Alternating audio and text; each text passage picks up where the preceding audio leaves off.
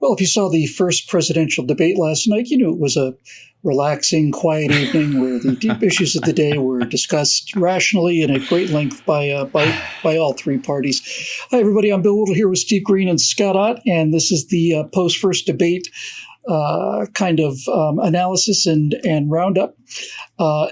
It was a night unlike any other, I think. I've never seen anything quite like it.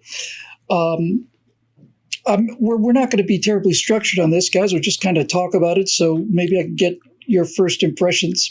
Bill, can't we have like 6 15-minute segments starting with a 2-minute introduction and then kind of free-flowing?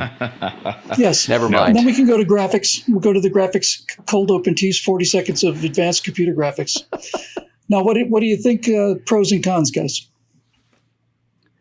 Stephen, I defer to you, being the guy who drunk blogged you know what? Let me just get this out of the way. Let me just get this out of the way. I had said that I didn't think Biden was going to show up, and if he did, I thought he was going to be an absolute basket case. Steve thought he would probably do more or less okay, and Scott said no, he'll probably just stay on topic and keep himself.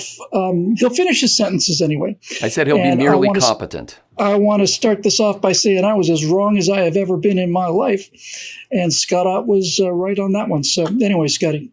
Steve, you want to start? Yeah, sure. I'll give you the. You said we've never seen anything like this before. I don't think that's true. Biden did a rerun of his performance in 2012 in the vice presidential debate, where he just says whatever the hell he wants. He counts on the moderator to pull him out of his flubs and whatever.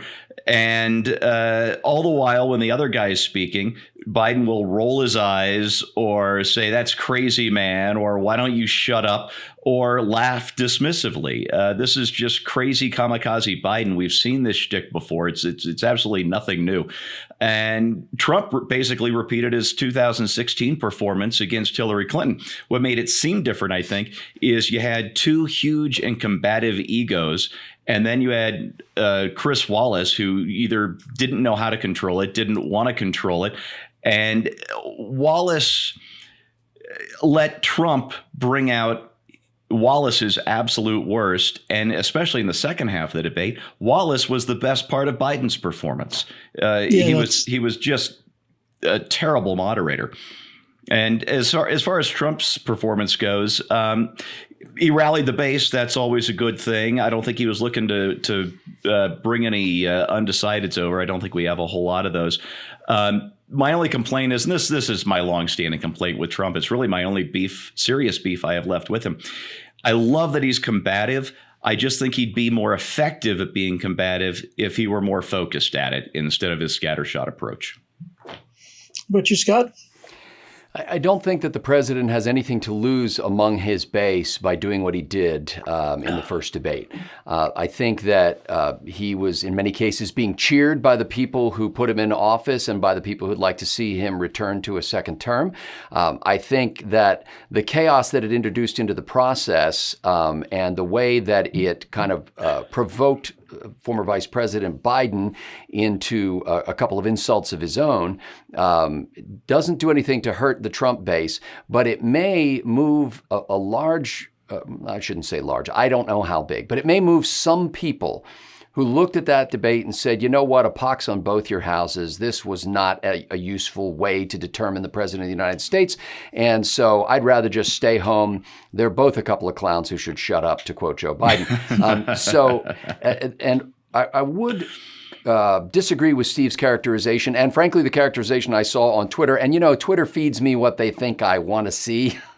And I'm normally not on Twitter, but last night I did a few Scrapple Face headlines on Twitter, my satirical website. Chris Wallace is brought into a situation with the President of the United States, who immediately begins violating the rules that his own campaign agreed to. And then Biden does the similar thing. And Wallace has no authority. He has no teeth. And so to say, well, he lost control of the debate, what's he going to do? Stand up and go, that's it, shut the cameras off, we're not doing this anymore. He does not have any teeth in his leadership of that event. So I think he struggled. I don't think anybody could have done a better job in that situation without making himself the star of the debate. I think he certainly showed some teeth when he framed the question about the California wildfires as a sort of divine punishment for having pulled out of the Paris Accords. Wallace was just awful. I mean, why didn't he just say, Mr. Trump, you angered Lothar the tree god, and now we're all suffering for it? Wallace's job is to ask questions in a way that draws out the views of the person being asked the question. And so he's not getting up there and saying, hey, President Trump, let me tell you what I believe. What do you think of what I believe? What he's doing is basically taking the other side of the coin and saying, okay, how do you answer the people who would say that these wildfires are the result of climate change and it's because the United States pulled out of the climate accords? That's a normal thing for debate moderators to do, and it always seems bad to the guy on your side. I've been watching these things since 1984. Actually, I even watched, I take it back. I've been watching these since 1980. I haven't missed one since 1984. And Wallace in that last third was absolutely the most one-sided moderator I've ever seen. And as I wrote last night, I was willing to cut him all kinds of slack, especially in the first half of the debate. And I did cut him all kinds of slack. By the second half, oh man, I actually lost my temper at the way he started framing some of those questions. I think blaming the moderator is just a way of taking the attention off the fact that both candidates delivered failed performances last night. Although I agree with Bill agreeing with me to say that Biden came out of there looking a lot better than most people expected him to. And frankly, a lot better than President Trump's own campaign had, sort of set the boundaries to expect. And so, there was a lot of discussion in the last couple of days before the debate. Is it possible that Biden could be as bad as Trump says he's going to be? And if he isn't that going to make it look like he is merely competent, as I said? And I think Biden came off at least that well, although if my wife and I were discussing this morning, and she said, if Biden had not told the president to shut up, had not told him, had not said that he was a clown, and had not accused him of being a liar, he would have been able to hold the high ground in that and basically say, no matter what you think of these two guys, this guy's wallowing in the mud with insults, this other guy is letting them roll off. Well, here's the thing, though. This is my conclusion last night during the drunk vlog. Biden was supposed to promise change. Hey, if you're sick of all this combativeness and Trump being the wild man on the stage, I'm the grown up in the room. Biden was not the grown up in the room. It was Dana Bash who said, and you sent this to me last night, Scott, that was a show. Her exact words live on CNN. All Biden delivered last night was more show, but with higher taxes and continued lockdowns. I know Bill's not getting a part in this. Bill, can I read something from one of our members? Please. This was a comment from one of our members. I did an open thread on the member blog last night and said, hey, if anybody wants to talk about the debate, and we got some 69 posts, most of them from this guy. So because I haven't asked his permission and it is a member-only blog, I just want to read you these two thoughts here. He says, this was at the end of the debate. I've spent a lifetime developing a worldview that I use to guide myself. It's based on serious study of every relevant subject, philosophy, ethics, politics, economics, history, science, and more. It's comprehensive with extraordinarily deep roots, soaring branches, and glittering leaves. I abhor shallow bickering like this debate was, and all those things that I mentioned above are. I abhor shallow people. I abhor those who don't work hard to examine the world and their own lives, who let whatever is floating about in the intellectual breeze dictate their every thought. I feel dirty having watched tonight's spectacle. I want to wash the whole thing out of my mind. I don't want some utopian world that has no relation to the reality far too many on all political sides do. I want a real world where thoughtful people live rationally in the universe that actually exists. Tonight proved to me yet again, that I might be the only person who wants such a world. It's a lonely existence. Good night. You're not. That is as ringing an endorsement of the work that we do here that I've ever heard. The fact that people who feel that way would become members here is the biggest compliment I could think of. I couldn't have put it better. I thought it was absolutely beautiful. I'm going to bring out the 2020 hindsight-ometer here and talk about a couple of things that I thought really should have been done differently on the part of President Trump. The first thing I think is we had this last minute drama about the earpiece and the brakes. For those of you who weren't paying attention, prior to the debate, the two campaigns got into a discussion. The Biden campaign wanted to have a couple of 10-minute breaks put in there, and the Trump campaign wanted an assurance or some kind of proof or test that Joe Biden wasn't wearing a small earpiece and being spoken to from the back. I personally think he was. It looked like he was to me a couple times anyway. But here's what I mean by 20/20 hindsight. Trump should have agreed to that deal because it's a no-lose deal for him. He would have found out that there was no earpiece, and if Biden was using an earpiece, it really helped him a lot last night because I frankly didn't think he could finish sentences. But it would have been better for Trump if Biden had called for breaks and Trump had said, "Well, Joe, you said you need a break, so you need a break." He would have gotten the earpiece issue and he would have gotten the break thing. Maybe they thought they'd just wear him down more without it, but I thought that was there was a also mistake. suggestion that performance-enhancing drugs might be involved, and Biden uncharacteristically tweeted out what I thought was an amusing picture where he said he was prepping for the debate, and he had a picture of Apple earbuds, the wired kind, and a tub of ice cream, and he says, "Here's my earpiece and my performance-enhancing drugs." Well, so I thought that, and then there were two kill shots I thought that the president didn't take, and I mean when I say kill shots, I mean kill shots. Rhetorically, yes. Because when you say kill shots, you don't mean kill shots. I didn't mean that there were two opportunities when Donald Trump should have shot Joe Biden and killed him on stage in front of everybody. That was not my intention. I was speaking hyperbolically. No, glad you said that. The first one was I couldn't believe he didn't bring up the Middle East peace deals. He's basically brokered. Yeah. He's changed the entire face of the Middle East. That is an enormous achievement that reaches across both party lines. And not only that, if the peace agreement is not only a refutation of the fact that he's this wild, loose cannon, it's a endorsement of his entire style of negotiating and presidency and so on. It was a golden crown that he could have used to put on and say, "Hey, Joe, you guys spent 8 years sending money to the Iranians, and I've closed 3 peace deals, and we're going to close another 4 or 5." I was really surprised he didn't bring that up. Now, Steve knows more about this than we do, Bill. But Steve, isn't this like the domestic policy debate? Yeah, this was a domestic policy debate, and I think the reason they did this one first, Trump agreed to do this one first, is every single time the domestic policy debate is framed to favor the Democrats on the issues. Again, I go back to Mike Wallace and framing that question on the wildfires, just awful. Wallace. But that's the way it goes on domestic issues.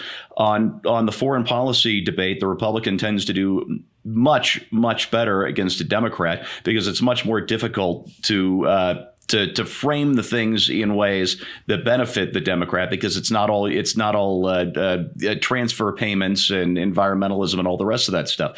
So I believe the next debate's a foreign policy debate, and let's hope that Trump takes the opportunity for the kill shot that time because he's earned it. I think the one that he really missed last night, knowing that COVID-19 was going to be the topic,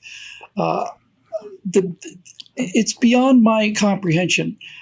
How Donald Trump did not point out that 50% of the deaths in the country came from New York City, New York State, and New Jersey, that Democrats forced nursing homes to accept people who had tested positive for COVID-19, and that's why those numbers were as high as they were.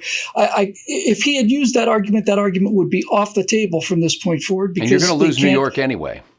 Yeah, it's like, I was stunned that he didn't come back with that. And I'm stunned that he also didn't come back with, you're saying 200,000 people killed. I would have brought up the comorbidities thing. I would have brought all that. But the main thing I would have brought up is I would have brought up the fact that that the only information we had on this was a computer model that said that 2 million Americans would die if we didn't get this economy shut down when they issued that. And when I saw that projection, that's when we shut it down. So as far as I can see, we're at 1/10 of the damage that we were facing if we hadn't done anything for fear of being xenophobic or whatever. And then you can run it into Biden. But I think my biggest memory of watching it last night was there were so many times when I thought that if President Trump had just been quiet, it's in Trump's benefit to let Biden speak. Every time Biden speaks, it is helpful to President Trump. And I thought that President Trump, when he was in his 2-minute zone and when he was pressing the attacks, I thought he was very effective. But this constant interruption to me, I thought it really weakened his performance, and I thought it also prevented Joe Biden from walking into the kind of traps that Joe Biden would walk into if you let him talk for 2 minutes without interruption. And I think, Bill, President Trump has in the past done this, but not so obviously as he did during this first presidential debate, is that he seems to lose touch with who he is.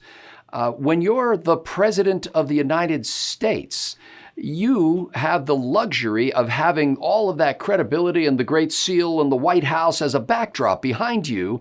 And it just seems like he gives up that advantage as soon as he jumps in the ring, when he starts behaving like he's the guy who's trailing Joe Biden in the polls, and that the fact that Joe Biden was a vice president is a very significant thing. And so we're nipping at his heels. You don't need to nip at his heels. And you're right. He should have let Biden speak, not because America needs to hear Biden's great ideas, but because America could then evaluate that they don't want what Joe Biden is talking about. But instead, by interrupting every time, he basically made it seem like, it's like any time you're in a debate. If you're constantly interrupting your opponent and trying to shut him down, it means that you don't feel as confident in your case as you should. And he's the president of the United States. Well, I think he has a great. I think he has a great case. I don't think his confidence in the case. I think, first of all, two things that I also wanted to include. I thought he looked bad last night, President Trump. I thought he looked bad. He looked tired to me, but maybe that was just my imagination. His hair was tousled when he came out. He just didn't look. He looked very tired to me. And the second thing, of course, is that there is a history that goes back at least for 20 years now of incumbent presidents really making hay out of the first debate. I mean, Reagan's first debate was the one where everybody said, oh my God, he's so old and tired. Bush's first debate against Kerry was catastrophically bad. So there's some of that floating around too. But as a guy who's been defending Trump for 4 years now, and who thinks very highly of him, I think that he hurt himself by not having the discipline to let Joe Biden answer, because if you interrupt Joe Biden every 2 or 3 seconds, then that means that Joe Biden does not have to produce a 5-second thought. And he interrupts himself every 5 seconds. So let him go. So that is just plain tactics. But again, it was an unpleasant experience. It wasn't uniquely unpleasant because of Donald Trump. It was unpleasant because of, and obviously I thought there was a fair amount of bias, needless to say, in the debate moderator. But you just take that as a given these days. I think there are two moments that he had an opportunity to make a statement in a very few words that would have elevated the whole thing. Number one was when he started attacking, or Joe Biden started talking about his son, Beau, who's passed away, who served in the military. And the president started interrupting as if Joe were talking about Hunter Biden, who was very much alive and was involved in that whole Ukraine Burisma so-called scandal. Unproven, as all the media will point out. But he interrupted him, and then Biden clarified that he was talking about his son, Beau. And the president's response about a U.S. military veteran who died of cancer was, well, I don't know Beau. I'm talking about Hunter, basically. And I thought, all he had to say was, I have nothing but admiration for Beau Biden and the service to the country, but I'm talking about Hunter. And it was a very, I thought, yeah, and he agreed, missed that. but that was the other one, by the way, was when he was asked 3 times to categorically state that that he was opposed to white nationalists or white supremacist groups.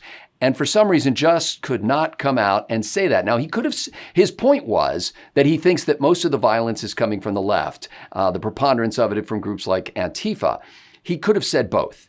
He could have said, of course, I reject people of any political stripe, especially under the cloak of white nationalism, who are perpetrating violent acts. However, as we've seen, the majority of those violent acts are coming from the left and from Antifa. I think Biden suddenly switching to Hunter was a pretty low, cheap shot. Switching to Bo from Hunter. To suddenly get outraged about his son who served in Iraq, it's clear the entire evening that that's not who we're talking about. It's clear that I just thought it was a really just almost incredibly low trick. It just not even a trick. It just seems so base to me, and I really thought it's like, Mr. Vice President, we're not talking about your son who served in Iraq. We're talking about the son that's taken all this money and so on and so on and so on. I just. And it's really not about your son. It's about you, Joe, because you were the vice president of the United States and you should have known better than to have this ethical conflict.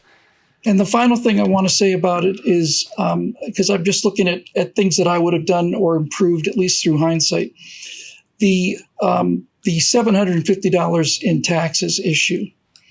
My understanding is that Joe Biden filed a tax return for $3 million, $3.2 million, something like that. That's what I heard. I think that's what it was. I haven't seen it yet. They came out Tuesday, right before the debate, and I had heard that he had paid some $300,000 in taxes during one of the last 2 years. Okay, so my question is, where did that money come from? What are you doing to make $3 million? Yeah. If I'm Donald Trump and I'm looking at the tax issue thing, if I'm Donald Trump and I'm talking about Hillary Clinton or Barack Obama or Joe Biden, forget Hunter Biden. The question I want to know is, if I was Trump, I would say, listen, I know where my money comes from, and other people know where my money comes from. The big building in New York City with my name on it that I get paid rent for, that's where my millions of dollars come from. How does Joe Biden have $3 million of income? How did he have this much income as a senator? How did he have this much income as a vice president? How is Barack Obama able to buy a $2 or $3 million house on $400,000 a year? That's the kind of question I would have been asking, and I would have just absolutely stuck it to that. And my defense against the tax issue would have been, if you want to talk about a sales tax or something like that, that's great. I did what everybody else did in this country, and I did exactly what you did in this country as well, Mr. Biden, and what you did as well, Chris. Was it Chris? Yeah. Chris Wallace. I did what you did, and what you did, and what everybody else in this room did is I took the maximum deductions available by law.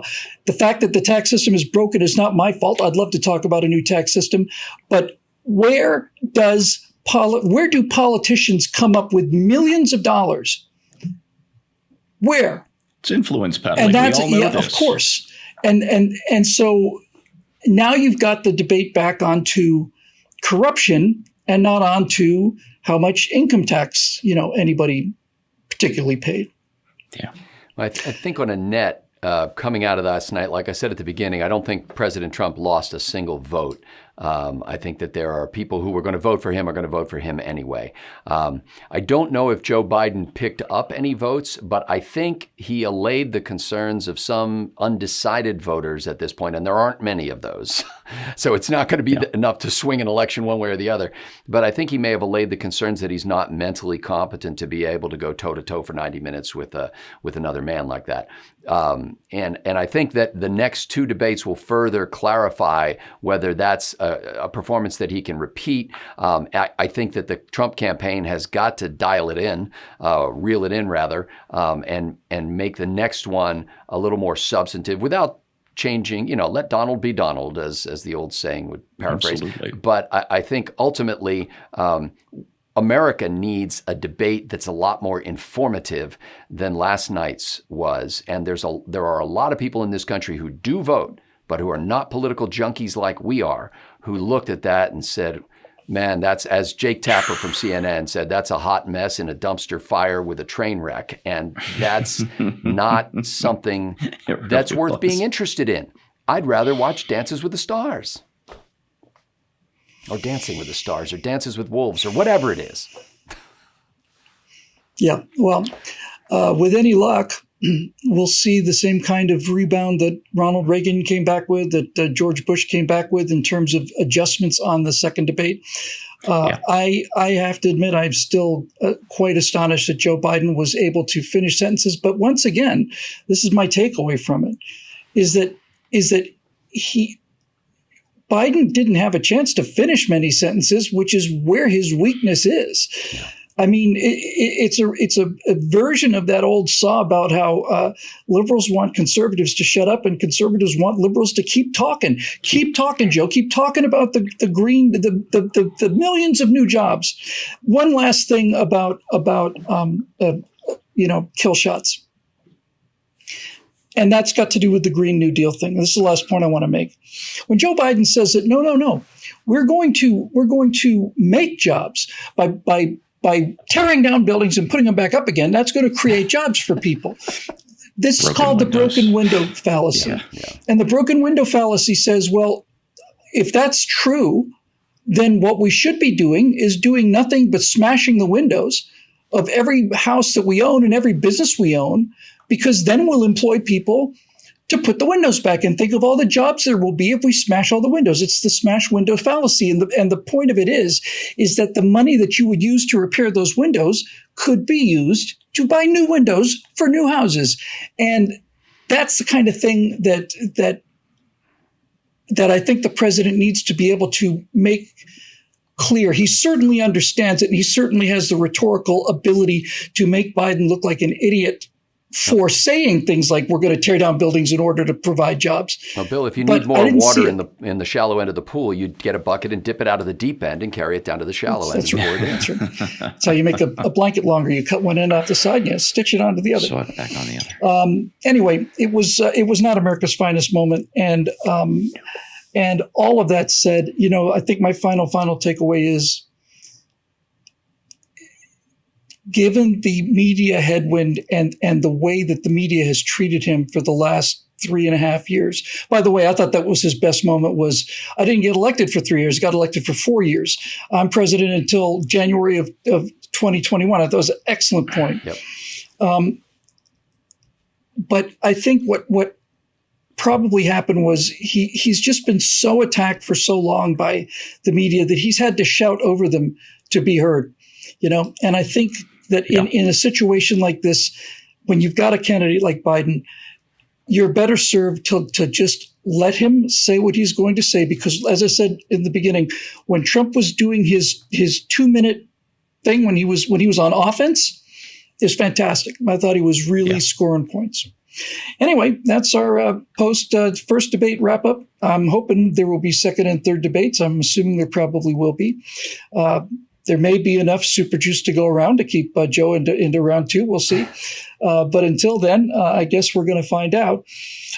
Thank you very much for joining, and especially thanks to our members for making the show possible. And the person who wrote that particular email is absolutely indicative of the kind of people we have here. If that email meant anything to you the way it meant something to me, then you've got a family out here, whether you know it or not, and regardless of whatever happens to the election in November. These are the kind of people I want to be around.